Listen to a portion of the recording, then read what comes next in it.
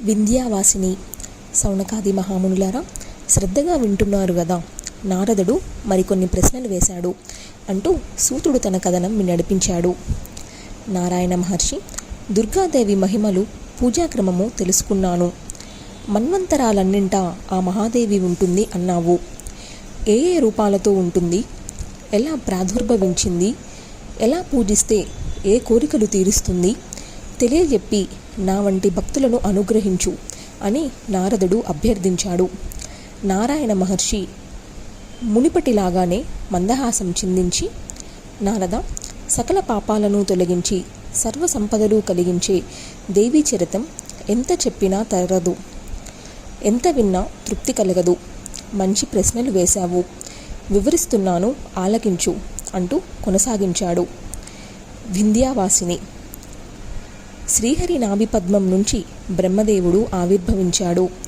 ఆయన జగన్నిర్మాత, సృష్టికర్త, లోకపితామహుడు, చతుర్ముఖుడు. ఆ పరమేష్ఠి నుంచి స్వయంభువ మనువు మానసపుత్రుడుగా అవతరించాడు.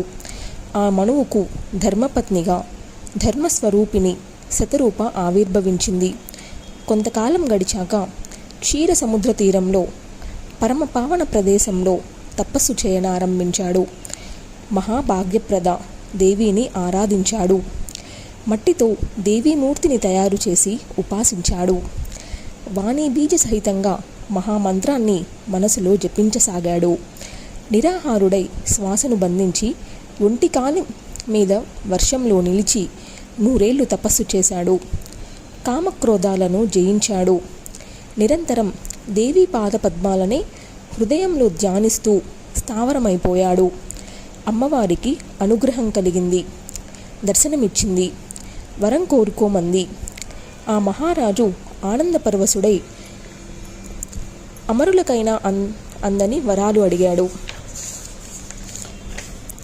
దేవి జయము జయము, విశాలాక్షి, సర్వాంతర్యామి, మాన్య, పూజ్య, జగన్మాత, సర్వమంగళ, జయము జయము.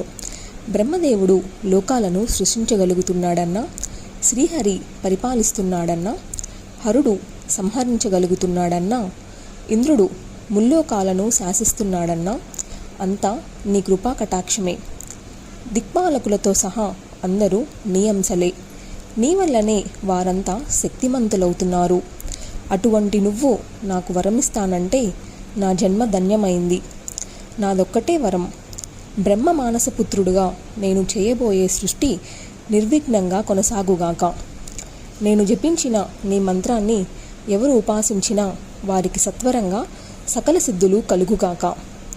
ఈ సంవాదాన్ని విన్నా చదివినా భుక్తిముక్తులు లభించుగాక. జాతిస్మరత్వం, వక్తృత్వం, సౌష్ఠవం, జ్ఞానసిద్ధి, కర్మమార్గ సంసిద్ధి కలుగుగాక. పుత్ర పౌత్రాదులతో వంశాభివృద్ధి జరుగుగాక. మహాదేవి ఈ వరాలనన్నింటినీ అనుగ్రహించింది. నీ రాజ్యం నిష్కంఠమగుగాక. నీ పుత్రులు వంశకరులగుదురుగాక. నీ భక్తి నిశ్చలంగా నిలిచి ముక్తినిచ్చుగాక అని ఆశీర్వదించి స్వయంభువ మనువు చూస్తుండగానే వింధ్యాపర్వతాలకు వెళ్ళిపోయింది. నారద, వింధ్యాద్రిని నువ్వు ఎరుగుదవు గదా. ఒకప్పుడు ఆకాశానికి ఎదిగి సూర్యుడి రథాన్ని అడ్డుకొని గమనాన్ని నిరోధించిన మహాపర్వతం. ఆ పర్వతం మీద అమ్మవారు నివసిస్తుంది కనుక వింధ్యావాసిని దేవి అనే పేరు ఏర్పడింది. నారాయణ మహర్షి ఈ మాటలతో సూతుడు ఈ విషయాన్ని చెప్పేసరికి వింటున్న సౌనకాది మహామునులకు వింధ్యాపర్వతం కథ తెలుసుకోవాలని అనిపించింది. సూత మహర్షి, వింధ్యాచలమేమిటి, ఆకాశానికి ఎదగడమేమిటి, సూర్యరథాన్ని ఆపడమేమిటి, ఎందుకు ఆపినట్టు, ఇవన్నీ చాలా వింతగా ఉన్నాయి. అలా ఎదిగిపోయిన పర్వతాన్ని మళ్ళీ ఎవరు కుదించారు, అంతా వివరంగా చెప్పు. నీ ముఖచంద్ర మండలం నుంచి జాలువారుతున్న ఈ దేవీ చరితమే అమృతాన్ని ఎంత గ్రోలినా తృప్తి తీరడం లేదు. సవిస్తరంగా తెలియజేయి అని అభ్యర్థించారు.